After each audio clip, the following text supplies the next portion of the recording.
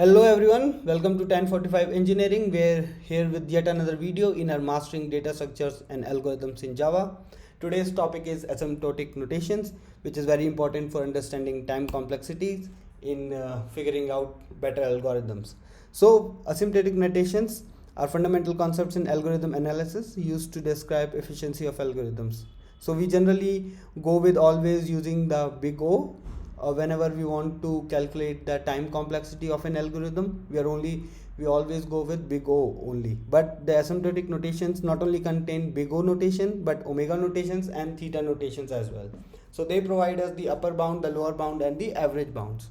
So let's go through them one by one, understand asymptotic notations such that when we go to time complexity we can get it much better. Okay, so first let's understand big O notation. This is very common. So it's like whenever we have a for loop, we directly calculate the time complexity as O of n, right? So that O of is actually the big O. So it describes the worst case or upper bound of an algorithm's running time. It gives the maximum time required by an algorithm for all input sizes.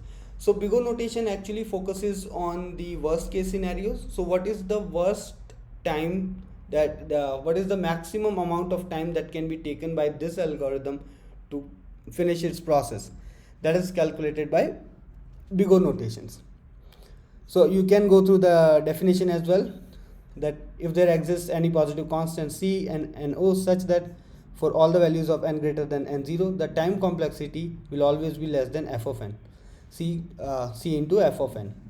Why? Because it will increase. We are already considering the worst time scenario, plus we are multiplying it by c, the constants, right? So let's understand from this example. It's a simple for loop example for int I equal to 0, I less than n, I plus plus, and maybe some operation is happening here that can be considered as c or some time constant, right? So if the number of n reduces or the number of n increases, that will change the time complexity, right? And the worst time complexity would be that we have to go through all the elements, all the n elements, right? So the upper bound is actually on the number of elements. So that's why we calculate with big O notation. So big O focuses on the worst case scenario. So in this case, the worst case scenario is that we have to go through all the n elements, right? Considering a loop that runs n times, the time complexity is O of n. Here time complexity grows linearly with n, right? So that is the worst time complexity for this current algorithm. Similarly, we have omega notation. Now this describes the best case lower bound of an algorithm's running time. So it focuses on the best case scenario. It provides a guarantee that the algorithm will take at least this much time. So the algorithm may actually take a little more than this time, but this is the least amount of time that the algorithm would take. Big O focuses on this is the most amount of time that an algorithm will take. Same way, in for example, in a simple linear search, the best case scenario occurs if the desired element is the first one, right? So let's say we are doing a normal search through all the elements of this array to match them to key. What if the first element itself matches the key? We can directly return, right? We found the match at the first position, we'll directly return 0, and we don't have to go through the complete list of array. So this would be the best case scenario. So if we want to say what is the omega complexity of this algorithm, we'll say omega of 1. Why? Because in the best case scenario, I can assume the best case scenario that the key matches the first value of the array element, right? In the same way, if we wanted to check the omega big O notation of this, so the worst case scenario algorithm would be O of n, right? So theta focuses on the lower bound, that this is the least amount of time that it will take. At least one iteration is required for it to return result. On the other hand, big O notation would have resulted that at least you need to go through all the n elements, right? Similarly, an algorithm of fn if there exists positive constant c. So positive constant c every time being mentioned is the constant amount of time taken to perform an operation, just like maybe returning or comparing something, such that for all the values of n greater than n0, the running time will always be greater than constant into f of n, because this is the best case scenario that we are considering. In this case, f of n is f of 1, constant time is, let's say, 2 units for performing the return. So it will be 2, which will always be not for the return, but let's say some comparison we are doing. So that time will always be the lowest possible time, and overall time of the algorithm will always be greater than. So we saw that big O focuses on the worst case, omega focuses on the best case scenario, and then theta notation. So theta, I'll go through the definition.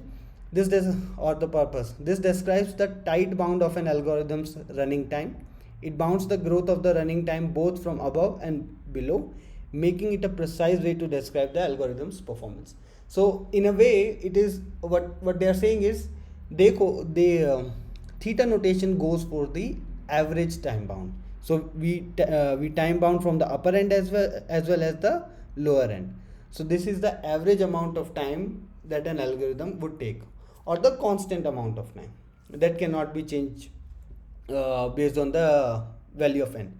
So for example, for a loop that always runs exactly n times, the complexity is both O of n and big O of n and omega of n. So it is theta of n.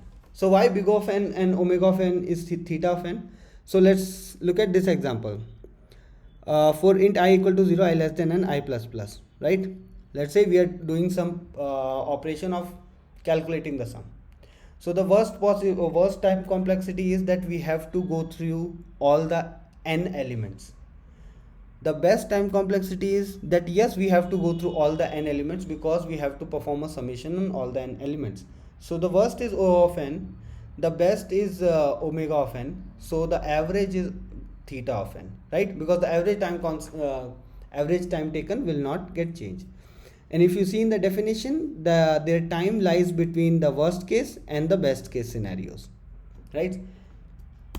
Okay, so if you compare big O with big O, omega and theta, big O is primarily concerned with the worst case scenarios, and this is the one that we use when we perform time complexity, or when we check for time complexity on any of the algorithms that we use in our code. So we always go with big O annotations. Omega focuses on the best case scenario, and theta describes the average and expected scenarios, right? So big O, omega, theta all are important, so that once you understand the asymptotic notations, what is the use of them and what they represent. Of course, in algorithms, when we go for time complexity, we always go with we always go with big O, but you should be aware of omega and theta as well.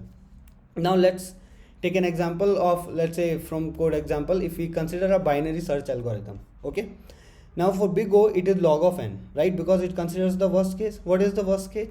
That in each half, the target element gets in the other half. So we have to search through the half. We have to search through half the list each time. We do a half, then we do again half, again half, again half. So that would be the worst case possible. So for big O, it will be O of log of n. Best case would be that the target is the middle element. So the moment we started binary search, the first element that we found in the middle is the target element.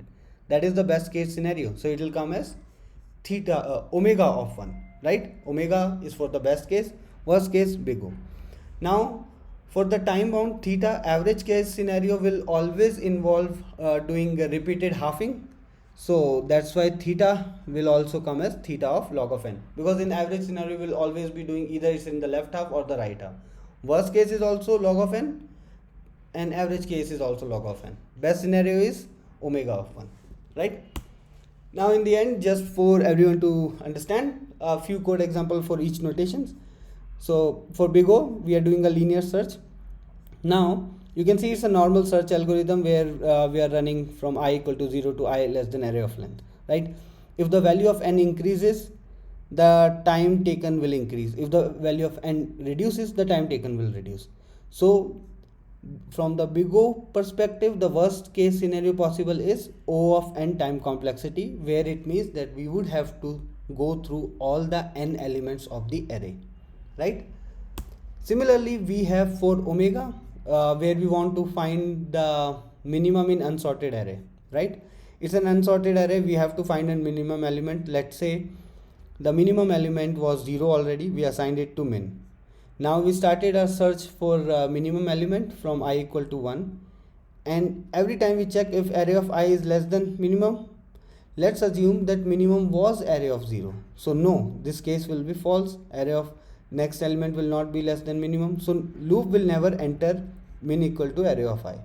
That would mean that the first element that we assigned was the minimum element. So we got the best case scenario.